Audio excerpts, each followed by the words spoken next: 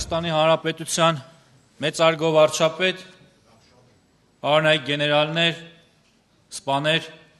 սիրելի հայրենակիցներ, հարգելի գործընկերներ։ Հայաստանի Հանրապետության բանակը նշում է իր կազմավորման 34-րդ տարեդարձը։ Մեր կառավարությունը 2022 թվականից ի վեր բազմապիսի մարտահրավերների պայմաններում որդեգրել է բանակի խորքային կերպափոխման և համակարգային բարեփոխումների հստակ ճանապարհային քարտեզ։ Կազմավորման ու կայացման դժվարին ուղի անցած Հայաստանի Հանրապետության բանակը հաղթահարելով վերելքների ու վայրեջքների, ձեռքբերումների ու ձախողումների շրջափուլերը այսօր կանգնած է որակապես նոր հանգրվանի առաջ։ 2022-ից 26 թվականների գործունեության հիմքում դրված է բանակի պրոֆեսիոնալացման, կառավարման արդյունավետության բարձրացման, մարդկային ներուժի զարգացման և զինծառայողի սոցիալական պաշտպանվածության ամրապնդման համապարփակ ռազմավարությունը։ Այս տարիների ընթացքում իրականացված հետևողական աշխատանքի արդյունքները հատկապես շոշափելի դարձան 2025 թվականին, որը մեր բանակի համար կարելի է բնութագրել որպես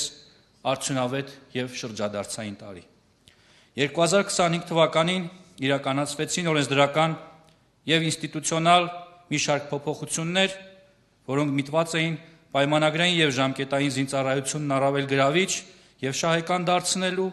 պահեստազոր թիկունք բանակ կապն ամրապնդելու, բանակի պրոֆեսիոնալ անձնակազմը համալրելու,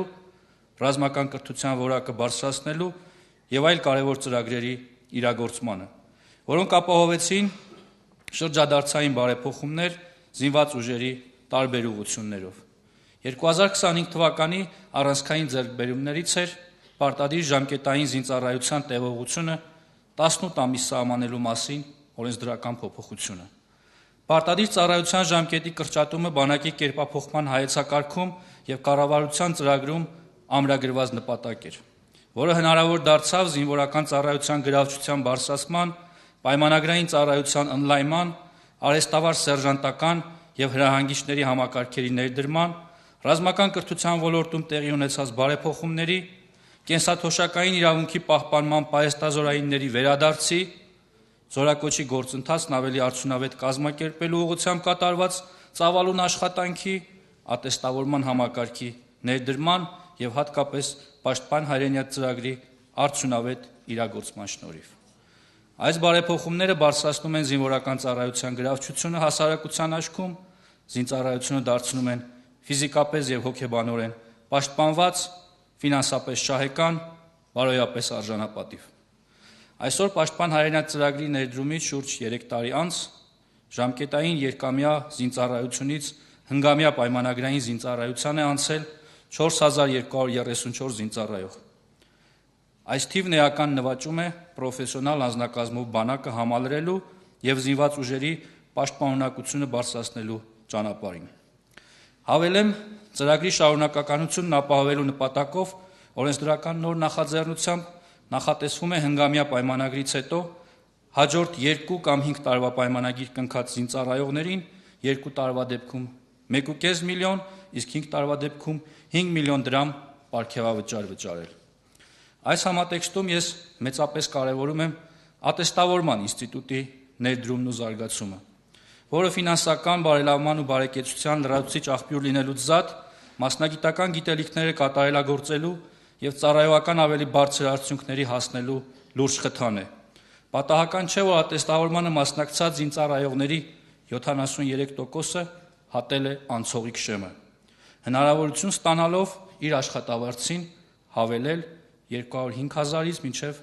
470,000 դրամ գումար։ Հարգելի գործընկերներ, 2022-ից 26 թվականները բարեփոխումների առանցքային ուղղություններից մեկը ռազմական կրթությունն է։ Քանի որ այն ռազմավարական նշանակություն ունի բանակի համար և զինված ուժերի ապագայի հիմնաքարն է, բանիմաց, կիրթ, բարոյական բարձր հատկանիշներով տոգորված սպայակազմ ունենալու կարևոր նախադրյալներից մեկն է։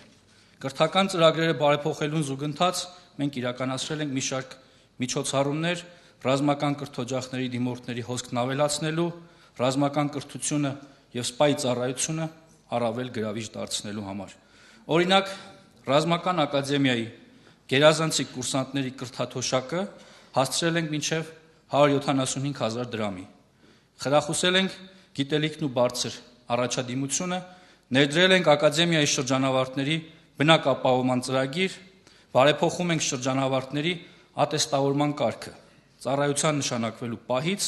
նրանց համարելով ատեստավորված։ Վերոհիշյալ նպատակաուղղված աշխատանքի շնորհիվ ներկայումս Ռազմական ակադեմիայի կուրսանտների թվի էական աճ ունենք։ Մեր ուշադրության կենտրոնում է նաև Մոնթե Մելքոնյանի անվան ռազմական վարժարանը։ Կցանկանայի անդրադառնալ ռազմական կրթության ոլորտում իրականացված մի բարեփոխման ևս, օրինակ նախկինում Մոնթե Մելքոնյանի անվան ռազմամարզական վարժարանի սաները կրթաթոշակ չեն ստացել։ 2024 թվականից վարժարանի բոլոր սաները ստանում են 15,000 դրամ կրթաթոշակ, միջին առաջադիմությամբ սաները 30,000, իսկ գերազանց առաջադիմություն ցուցաբերած սաները 45,000 դրամ կրթաթոշակ։ Հարգելի գործընկերներ, սիրելի հայրենակիցներ, ուզում եմ հիշեցնել, որ Մոնթե Մելքոնյանի անվան ռազմամարզական վարժարանը դա ավագ դպրոց է, այսինքն պատանիները կարողանում են ստանալ նման բարձր կրթաթոշակ։ Սոցիալական քաղաքականության շրջանակում իրականացվել է նաև զինծառայողների բնակապահովման ծրագիր, որի արդյունքում 2170 զինծառայող արդեն ձեռք է բերել բնակարան հիպոթեկային արտոնյալ վարկավորմամբ։ Այս տարիների կարևոր բարեփոխումներից է 18-ից 27 տարեկան իգական սեռի ներկայացուցիչների համար կամավոր հիմունքներով պարտեզի ժամկետային զինվորական ծառայության ծրագիրը, որը հնարավորություն է տալիս նաև շարունակել ծառայությունը զինված ուժերում պաշտպան հայրենյաց ծրագրի շրջանակներում։ Զգալի աշխատանք է կատարվել կապիտալ շինարարության ոլորտում։ Ամրաշինական կենսապահովման կառույցների շինարարությունը, զորանոցաշինարարությունը 2025 թվականին ընթացել են մեծ արդյունավետությամբ, բարելավելով բանակային դիրքերի կահավորումը, զինծառայողների սոցիալ-կենցաղային պայմանները և դիրքային ծառայության հնարավորությունները։ Համեմատության եզր վերցնելով 2018 թվականը համառոտ անդրադառնամ շինարարական ծախսերին։ 2018 թվականին շինարարական ծախսերը կազմել են շուրջ 17 միլիարդ 718 միլիոն դրամ, իսկ արդեն 2025 թվականին Պաշտպանության նախարարության շինարարական ծախսերը կազմել են ուշադրություն 57 միլիարդ 702 միլիոն 154 հազար դրամ։ Կարծում եմ, սա էական փոփոխություն է և չի կարող չանդրադառնալ մեր սահմանների պաշտպանունակության վրա։ Բանակը շոշափելի ձեռքբերումներ ունի օրինապահության և կանոնադրային հարաբերությունների ամրապնդման գործում։ Զինվորական իրավապահ մարմինների և զորամասերի հրամանատարության համագործակցված աշխատանքի շնորհիվ զորքերում առանձնապես ծանր հանցագործությունների թիվը նվազել է։ 2025 թվականին բանակում ծառայության հետ կապված հանգամանքներում սպանության ոչ մի դեպք չի արձանագրվել։ Ադրբեջանի զինված ուժերի կրակոցի հետևանքով ոչ մի զինծառայող չի վիրավորվել կամ զոհվել, ինչը հաստատված խաղաղության ամենախոսուն։ Սա թերևս ոչ միայն բանակի պատմության աննախադեպ ձեռքբերում է, այլև Հայաստանի Հանրապետության պատմության մեջ կարևոր իրադարձություն։ Այնուամենայնիվ, կանոնադրային հարաբերությունների և միջանձնային բարքերի բարելավման նպատակով մենք 2026 թվականը հայտարարել ենք քրեական ենթամշակույթի դեմ պայքարի տարի և մեր ջանքերն ուղղելու ենք բանակում բիրտ, արատավոր և քրեածին բարքերը բացառելու, կանոնադրային հարաբերությունները օրենքի առաջ բոլորի հավասարության սկզբունքն ու պատժի անխուսափելիության գաղափարն ամրապնդելու նպատակի իրագործմանը։ Հարգելի գործընկերներ, կարևորելով սպառազինության ձեռքբերման, շուկաների դիվերսիֆիկացման և բանակը ժամանակակից զենքերով և զինտեխնիկայով համալրելու գործընթացը 2022 թվականից ի վեր մենք հետևողական զարկ ենք տվել նաև տեղական ռազմաարդյունաբերության զարգացմանը։ 2022 թվականին պայմանագրերի ծավալը կազմել է 5,5 միլիարդ դրամ, իսկ 2025 թվականի դրությամբ այն հասել է շուրջ 170 միլիարդ դրամի։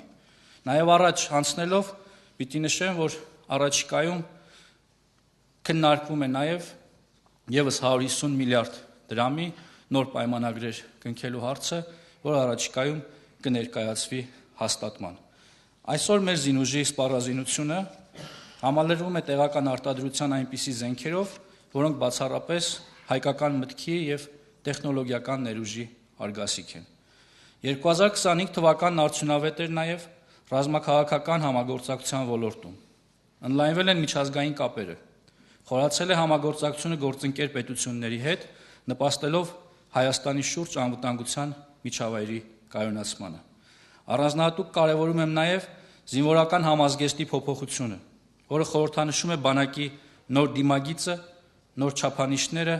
ու նոր որակը, արտահայտելով մեր ռազմավարական տեսլականն ու զարգացման ուղին։ Այսինքն մարմնավորում է մեր ձգտումները եւ մեր անցնելիք ճանապարհը։ 2026 թվականը կառավարության հնգամյա ծրագրի եզրափակիչ տարին է։ Այս տարիների ընթացքում